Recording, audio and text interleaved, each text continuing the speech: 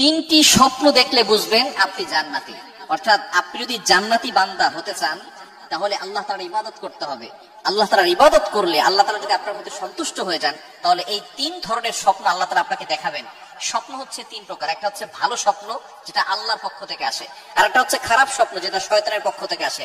আপনি রাতের বেলা যখনই ঘুমান তখনই খারাপ ভয়ঙ্কর স্বপ্ন দেখেন। কেউ আপনাকে টেনে হিঁচড়ে নিয়ে যাচ্ছে, কেউ আপনাকে আঘাত করতেছে, কেউ আপনাকে ধাওয়া করতেছে, বিশাল বড় একটা গরু এসেছে, অথবা ভয়ঙ্কর একটা কুকুর দেখতে পাচ্ছেন, অথবা মানুষের কঙ্কাল দেখতে পাচ্ছেন। এগুলো হচ্ছে খারাপ স্বপ্ন, এগুলো শয়তানের পক্ষ থেকে আসে। আর একটি হচ্ছে ইচ্ছা স্বপ্ন, নফসানি স্বপ্ন, অর্থাৎ সারাদিন আপনি যেটা চিন্তা করেন সেই স্বপ্নে আপনি বারবার দেখেন। সুতরাং ভালো স্বপ্ন যেগুলো সেগুলো আল্লাহর পক্ষ থেকে আসে। আর এই স্বপ্ন হচ্ছে নবুয়তের 46 ভাগের এক ভাগ, বুখারী শরীফের হাদিসে রয়েছে। সুতরাং আমরা যদি এই তিনটি স্বপ্ন দেখে থাকি তাহলে বুঝতে পারবো যে আল্লাহ তাআলা আমাদের জন্য জান্নাতের ব্যবস্থা করবেন। নাম্বার 1, এক নাম্বার হচ্ছে যদি কোনো ব্যক্তি নবীজি সাল্লাল্লাহু আলাইহি সাল্লামকে স্বপ্ন দেখে তাহলে তার জন্য জান্নাত ওয়াজিব হয়ে যাবে। বলেন সুবহানাল্লাহ। Can you imagine that? আপনি কল্পনা করতে পারছেন নবীজি সাল্লাল্লাহু আলাইহি সাল্লামকে স্বপ্ন দেখা? এটা হলো সবচেয়ে বড় ভাগ্যের বিষয়। যে ব্যক্তি নবীজি সাল্লাল্লাহু আলাইহি সাল্লামকে স্বপ্ন দেখবে আল্লাহ তাআলা তার জন্য জান্নাত ওয়াজিব করে দিবে। এবং যে নবীজি সাল্লাল্লাহু আলাইহি সাল্লামকে স্বপ্ন দেখবে সে কিন্তু নবীজি সাল্লাল্লাহু আলাইহি সাল্লামের আকৃতি কখনো শয়তান ধারণ করতে পারে না, সে সত্যই নবীজি সাল্লাল্লাহু আলাইহি সাল্লামকেই দেখবে। আবার অনেক সময় আছে কিছু ভণ্ড আছে, তারা বলে যে আমি অমুককে স্বপ্ন দেখেছি, তমুককে স্বপ্ন দেখেছি, আমাকে সিগারেট খাইতে বলছে, আমাকে মদ খাইতে বলেছে, আমাকে এটা করতে বলেছে, সেটা করতে বলেছে। এগুলো হচ্ছে ভুয়া কথা। নবীজি সাল্লাল্লাহু আলাইহি সাল্লাম কখনো স্বপ্নে সেই ধরনের কাজ করতে বলে না। এই জন্য এক নাম্বার হচ্ছে যে ব্যক্তি নবীজি সাল্লাল্লাহু আলাইহি সাল্লামকে স্বপ্ন দেখবে আল্লাহ তাআলা তার জন্য জান্নাত ওয়াজিব করে দিবে। নাম্বার 2, দ্বিতীয় নাম্বার হচ্ছে আপনি যদি স্বপ্ন দেখেন যে আপনার উপরে নির্যাতন করা হচ্ছে, কঠিন নির্যাতন আপনার উপরে চালিয়ে দেওয়া হচ্ছে, কিন্তু আপনি তাদের উপরে রাগ না করে আল্লাহর প্রতি সন্তুষ্ট আছেন এবং তাদেরকে ক্ষমা করে দিয়েছেন, এরকম স্বপ্ন যদি আপনি দেখেন যে আপনার উপর নির্যাতন করা হয়েছে, আপনার আত্মীয় স্বজন অথবা আপনার অন্য কেউ যদি আপনার উপরে নির্যাতন করে, জুলুম করে, আপনি তাদেরকে ক্ষমা করে দেন, তাহলে আল্লাহ পাক রব্বুল আলামিন এই স্বপ্নের মাধ্যমে বোঝাতে চাচ্ছেন যে আল্লাহ তাআলা আপনার জন্য জান্নাতের ব্যবস্থা করে দিবেন।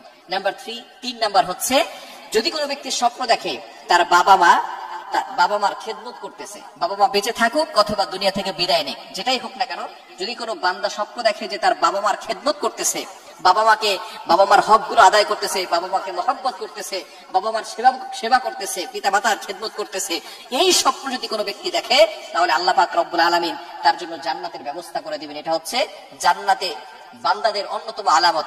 আল্লামা মুহাম্মদ ইবনে সিরিন রাহমাতুল্লাহি আলাইহি তার এই স্বপ্নের যে ব্যাখ্যা গ্রন্থ রয়েছে সেখানে তিনি এই কথাগুলো জানিয়ে দিয়েছেন, তিনটি স্বপ্নের কথা যেগুলোর মাধ্যমে একজন মানুষ বুঝতে পারে যে সে জান্নাতি হবে। এজন্য আগে থেকেই আমরা জান্নাতে যাওয়ার জন্য প্রস্তুতি নিব, আল্লাহ তাআলার ইবাদত করব, পিতামাতার। আল্লাহ যখন কোন বান্দার উপর নারাজ হয় দুইটি চিহ্ন তার মধ্যে আল্লাহ রাব্বুল আলামিন প্রকাশ করে দেয়। আপনারা হয়তো এই বিষয়টা অনেকেই জানেন না যে আল্লাহ রাব্বুল আলামিন কখন রাগান্বিত হয়, রাগান্বিত হলে তার মধ্যে কি কি আলামত প্রকাশ পায়। দেখেন, আল্লাহ রাব্বুল আলামিন কোন ব্যক্তির উপর রাগান্বিত হওয়া এটা কিন্তু স্বাভাবিক কোনো বিষয় নয়, আপনার জীবন ধ্বংস করার জন্য এটাই যথেষ্ট। যে রাগান্বিত হলে যে বিষয়গুলো প্রকাশিত হয় তার মধ্যে এক নাম্বার যে বিষয়টা সেটা হচ্ছে আল্লাহ রাব্বুল আলামিন কোন ব্যক্তির উপর রাগান্বিত হলে ওই ব্যক্তি আমলের কোন স্বাদ অনুভব করতে পারে না। অর্থাৎ ওই ব্যক্তি তার জীবনে যে আমলই করুক না কেন, সে যদি নামাজ পড়ে, রোজা রাখে, হজ করে, যাকাত দেয়, যাই করুক না কেন, আমলের যে একটা স্বাদ থাকে, একটা তৃপ্তি থাকে, এটা সে অনুভব করতে পারে না। এটা আল্লাহ রাব্বুল আলামিন তার মধ্য থেকে কেড়ে নেয়।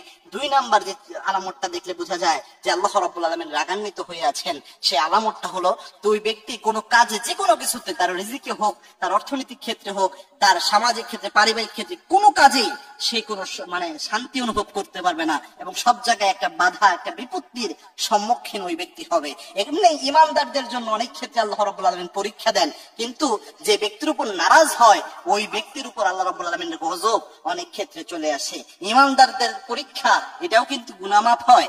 এবং কি আল্লাহর হাবিব সাল্লাল্লাহু আলাইহি ওয়াসাল্লাম জানিয়েছেন, কোন ইমানদারের পায়ে যদি একটা কাঁটা বিদ্ধ হয়, কোন ইমানদার যদি সামান্য জ্বরে আক্রান্ত হয়, এটার মাধ্যমে আল্লাহ রাব্বুল আলামিন তার গুনাহ মাফ করিয়ে দেয়। ইমানদারের জন্য এই ফজিলত। কিন্তু যে ব্যক্তির উপর আল্লাহ নারাজ হয় ওই ব্যক্তির উপর যে মুসিবত আসে এটা আসে কিন্তু গজব হিসেবে। সুতরাং আপনারা যদি এরকম কোন আলামত দেখেন, বিশেষ করে নামাজে যদি শান্তি না পান, কোন ইবাদতে যদি শান্তি না পান, কোন আমলে যদি শান্তি না পান, এটা একটু ভেবে দেখবেন যে আল্লাহ আপনার কোন কাজের মাধ্যমে, কোন গুনাহের কারণে, কোন জুলুমের কারণে আল্লাহ আপনার উপর নারাজ হয়ে আছেন কিনা। কেননা এটা আলেমরা প্রেসক্রাইব করেছেন, বেশিরভাগ ক্ষেত্রে এটা হয়ে থাকে। আরেকটা বিষয় হচ্ছে যে আপনার যদি সব জায়গায় শুধু অশান্তি দেখেন, আপনি যে কোনো কিছু তো বরকত পাচ্ছেন না, আপনি অনেক টাকা ইনকাম করছেন কিন্তু ওখানে বারাকা নাই।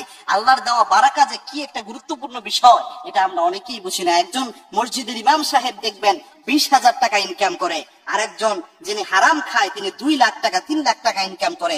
মসজিদের ইমাম সাহেব 20,000 টাকা ইনকাম করে, তার শরীরের স্বাস্থ্য দেখবেন, তার বাচ্চাদেরকে দেখবেন অনেক সুন্দর নাদেশ নুরানি চেহারা থাকে, তার নিজেরও থাকে, সন্তানদেরও থাকে। কেননা 20,000 টাকার মধ্যেই আল্লাহ বারাকা দান করেন, তার কোন রোগ ব্যাধি নেই, অসুখ নাই। আর আরেকজন যে ব্যক্তি হারাম ইনকাম করে, সে 3 লাখ টাকা ইনকাম করলেও তার একটা রোগ তার শরীরের মধ্যে হয়ে যায়, অথবা একটা বিপদ মুসিবতে সে তার ওই টাকাটা নষ্ট করে দিচ্ছে, সেই টাকাটা রাখতেই পারছে না একটার পর একটা বিপদ মুসিবতের মাধ্যমে। সুতরাং তারা এই টাকার মধ্যে কিন্তু বারাকা নাই। সুতরাং যদি এরকম বারাকাত শূন্য দেখেন নিজের সব জায়গায়, পারিবারিক ক্ষেত্রে, অর্থনৈতিক ক্ষেত্রে, সব জায়গায় যখন এরকমটা দেখবেন, বুঝবেন আল্লাহ হয়তো নারাজ হয়ে রয়েছেন। তখন আল্লাহর কাছে আশ্রয় চান, এবং যদি কোনো দোষ অনুভব হয় যে এই অপরাধের কারণে হয়তো আল্লাহ আমার উপর নারাজ, ওই অপরাধ থেকে আল্লাহর কাছে মাপ চেয়ে নেন। স্বামী গরিব হলে স্ত্রীর উচিত 2টি আমল ঘরের মধ্যে বেশি করা, তাহলে ওই স্বামীর পরিবারে আল্লাহ রাব্বুল আলামিন দরিদ্রতা দূর করে দিবেন।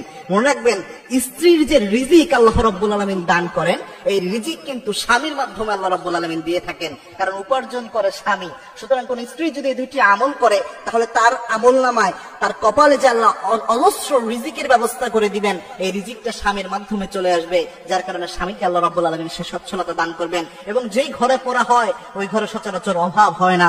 তার মধ্যে 1 নাম্বার যে আমলটা, এটা আল্লাহর হাবিব সাল্লাল্লাহু আলাইহি ওয়াসাল্লামের দেওয়া অত্যন্ত গুরুত্বপূর্ণ একটি আমল, যেটা ইবনে মাসউদ রাদিয়াল্লাহু তাআলা আনহু তিনি নিজে করে তিনি উপকৃত হয়েছেন। ইবনে মাসউদ রাদিয়াল্লাহু তাআলা আনহু যখন অন্তিম শয্যায়, বাইহাকী শরীফে এই হাদিসটা এসেছে, ইবনে মাসউদ রাদিয়াল্লাহু তাআলা অন্তিম শয্যায় অবস্থায় ওসমান রাদিয়াল্লাহু তাআলা তাকে দেখতে গেলেন।